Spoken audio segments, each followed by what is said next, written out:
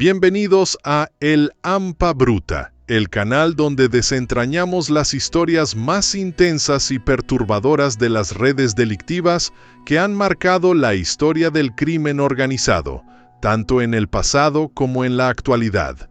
Aquí no endulzamos la realidad ni maquillamos los hechos, los exponemos con claridad, responsabilidad y sin concesiones. Hoy viajamos a una época oscura del tráfico de sustancias ilegales en Colombia para conocer a un hombre cuya influencia fue tan devastadora como estratégica. Se le conocía como El Mexicano, aunque nació en Colombia. Su nombre, José Gonzalo Rodríguez Gacha, y fue uno de los pilares más temidos y violentos de la organización de Medellín. Empresario del miedo, artífice de alianzas armadas y figura clave en la expansión del crimen transnacional. Esta es la historia de un ascenso meteórico y de una caída inevitable. Y recuerda, si este tipo de historias te atrapan, ayúdanos a seguir destapando los capítulos más ocultos y contundentes del crimen organizado.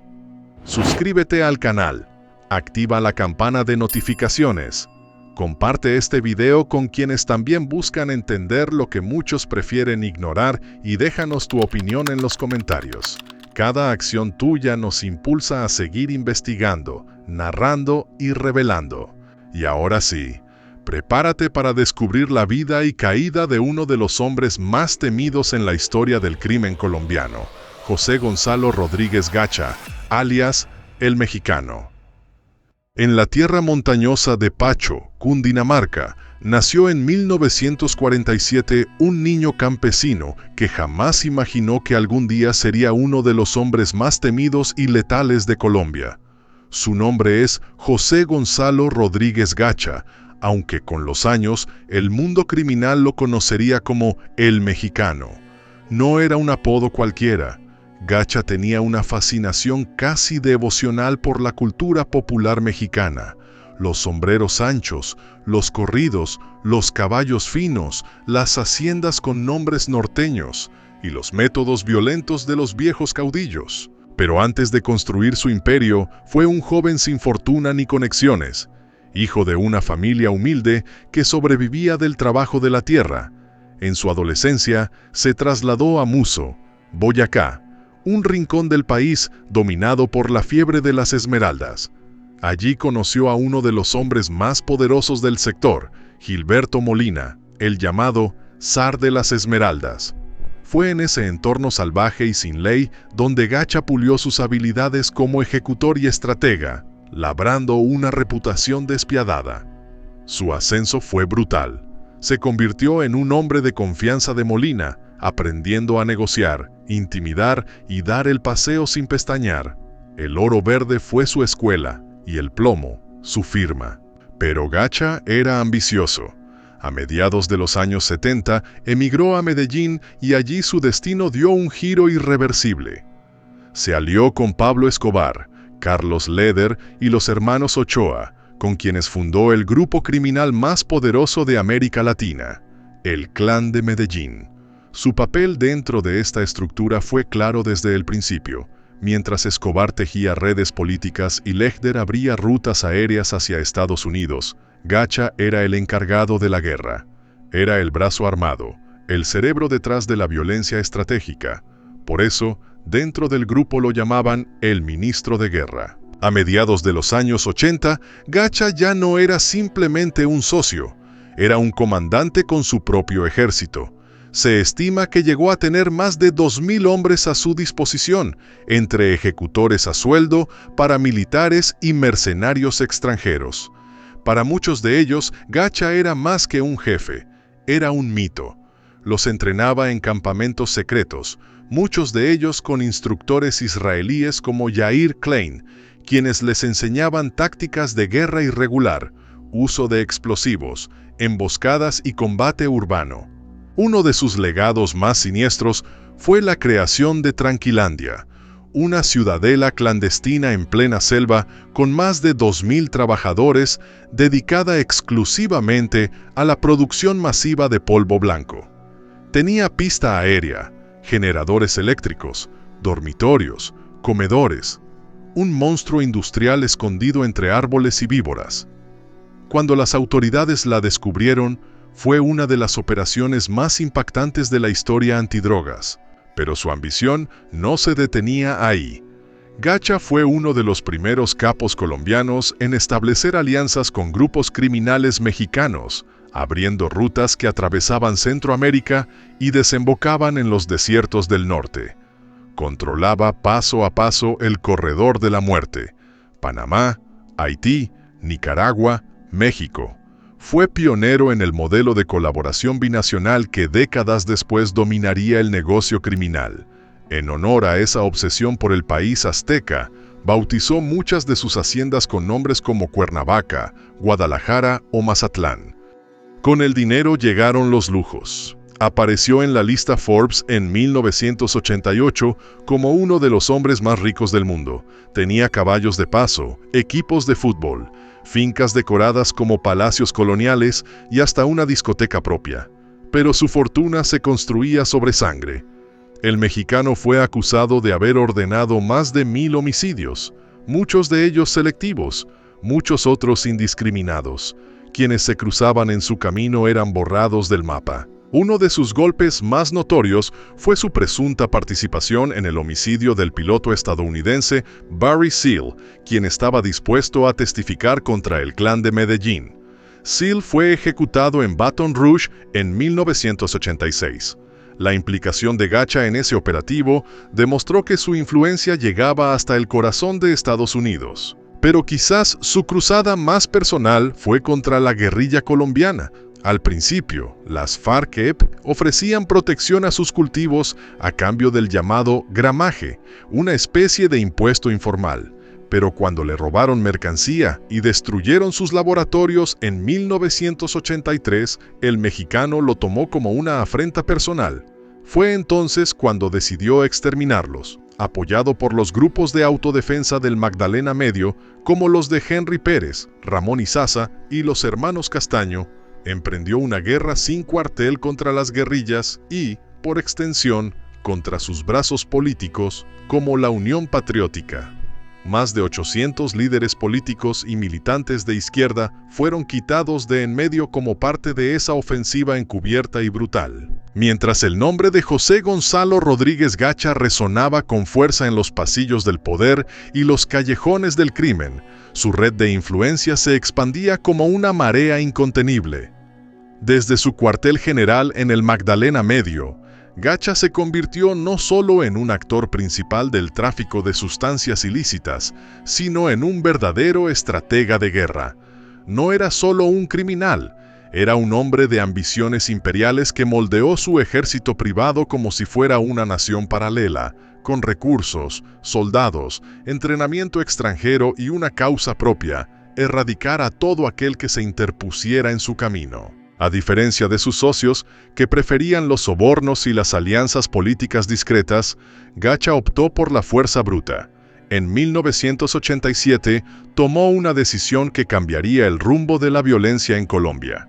Contrató a un grupo de mercenarios israelíes y británicos liderados por el exmilitar Yair Klein.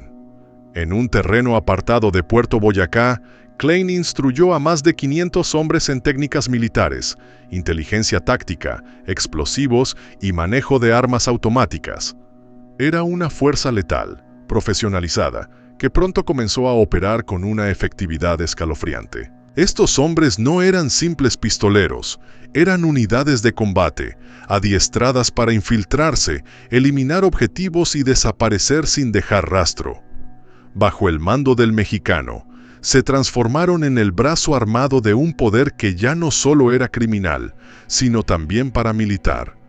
Su odio visceral hacia la guerrilla, como antes hemos comentado, se tradujo en una alianza informal con líderes de autodefensas como Henry Pérez, Ramón Izaza y los hermanos Fidel y Carlos Castaño.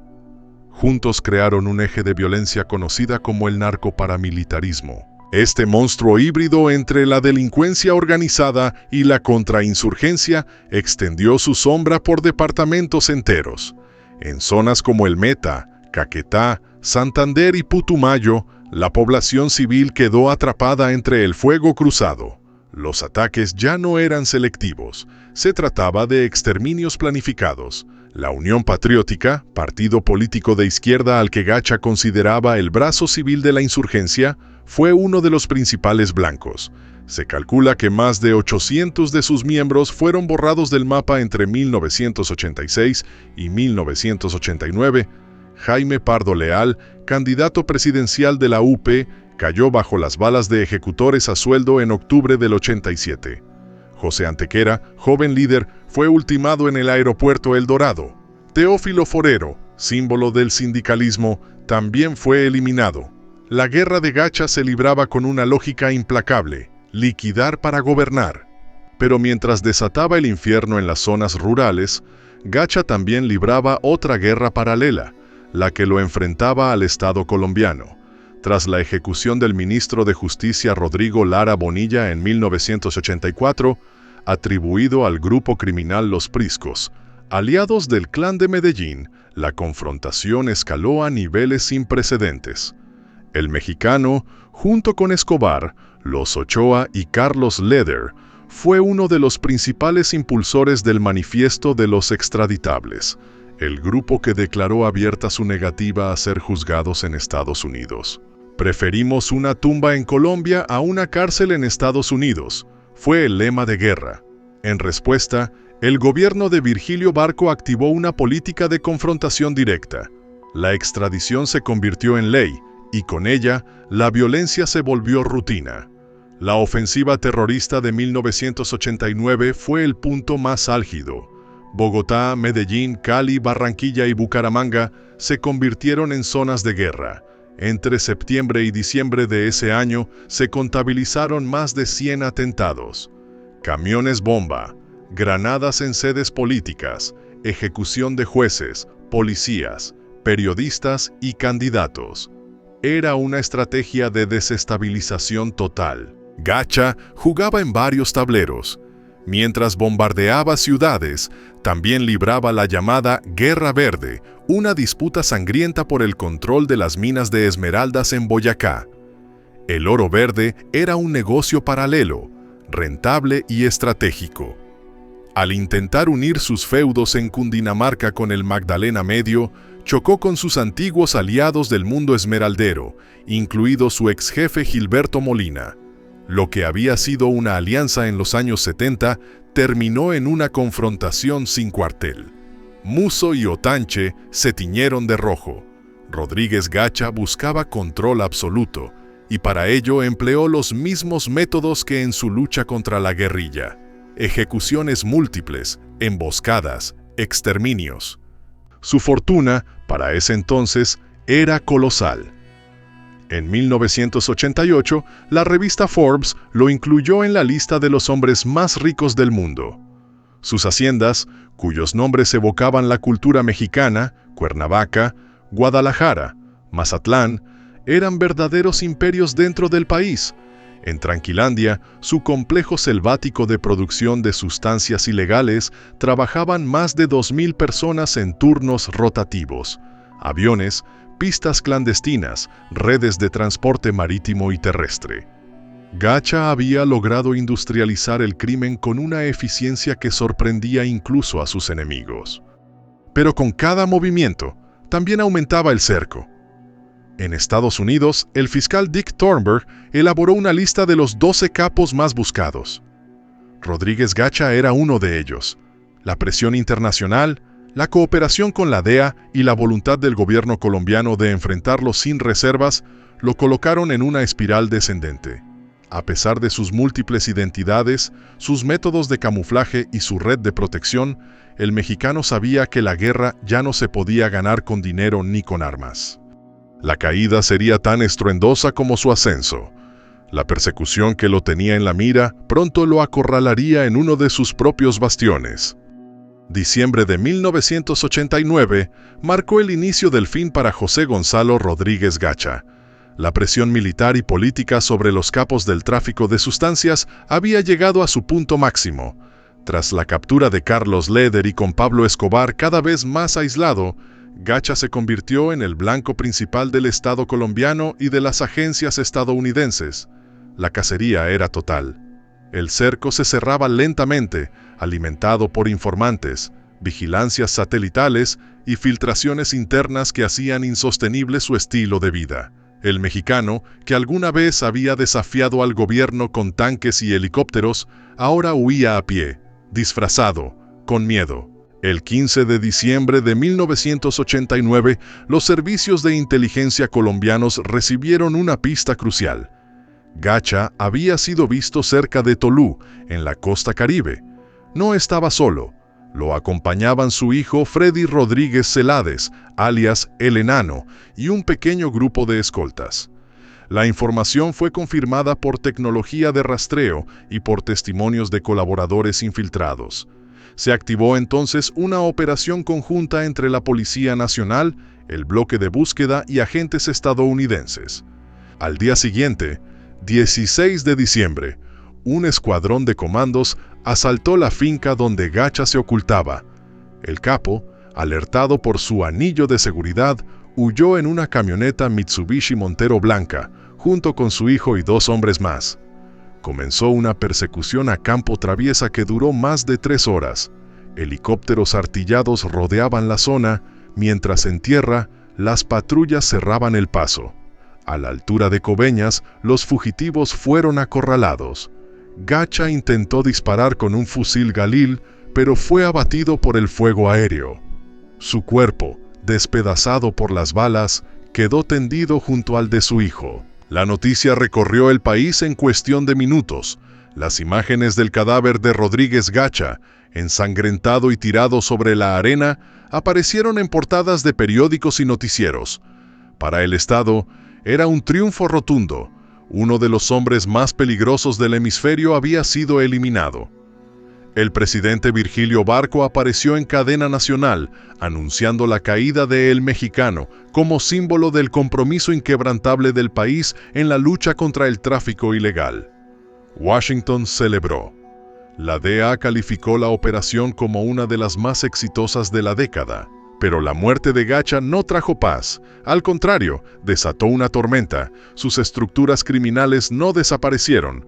Muchos de sus hombres se integraron a las nacientes Autodefensas Unidas de Colombia, las AUC, fortaleciendo la conexión entre tráfico de polvo blanco y paramilitarismo. Sus rutas y contactos pasaron a manos de otros capos, entre ellos los hermanos Castaño y remanentes del Clan de Medellín. El vacío que dejó fue aprovechado por nuevas generaciones de criminales que aprendieron de su brutalidad, su pragmatismo y su implacable lógica de guerra. En su entierro, en Pacho, Cundinamarca, decenas de personas asistieron en silencio. Algunos con miedo, otros con reverencia. Había quienes aún lo veían como un benefactor, un Robin Hood de tierras olvidadas. En vida, Gacha había financiado escuelas, canchas deportivas, fiestas patronales y hasta bandas de música.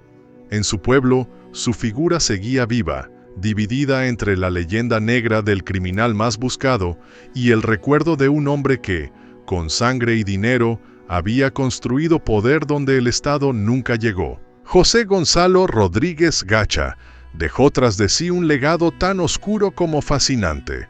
Fue el arquitecto de una maquinaria de cobrar vidas, pero también un pionero en el diseño de redes criminales modernas. Su alianza con paramilitares, su obsesión por el control total y su despliegue de poder militar privado lo convirtieron en una figura única, temida incluso entre sus socios. No fue solo un capo más, fue una guerra con nombre propio, una tormenta que, aunque extinguida, dejó cicatrices imborrables en la historia de Colombia. Recordemos siempre que detrás de estas figuras se esconden miles de vidas rotas. Lo que para algunos fue poder, para muchos otros fue tragedia. Las decisiones de José Gonzalo Rodríguez Gacha no solo dejaron una estela de violencia y corrupción, sino que también abrieron las puertas a dinámicas criminales que aún hoy golpean a naciones enteras. En el AMPA Bruta no glorificamos ni justificamos. Nuestra misión es comprender cómo estas estructuras surgieron, por qué encontraron terreno fértil y qué enseñanzas podemos sacar de su historia. porque solo conociendo las raíces de la violencia podemos aspirar a un futuro diferente. Gracias por acompañarnos en este recorrido por uno de los capítulos más crudos del crimen organizado latinoamericano. Si valoras estos análisis serios y sin filtros, suscríbete, activa las notificaciones y comparte tu opinión en los comentarios. En el Hampa Bruta no solo relatamos sucesos, revelamos cómo operan las fuerzas ocultas que modelan realidades que muchos prefieren no ver. Nos vemos en el próximo episodio, donde seguiremos desenterrando y analizando historias como la de El Mexicano, porque entender el pasado es la única forma de enfrentar el presente. Hasta entonces.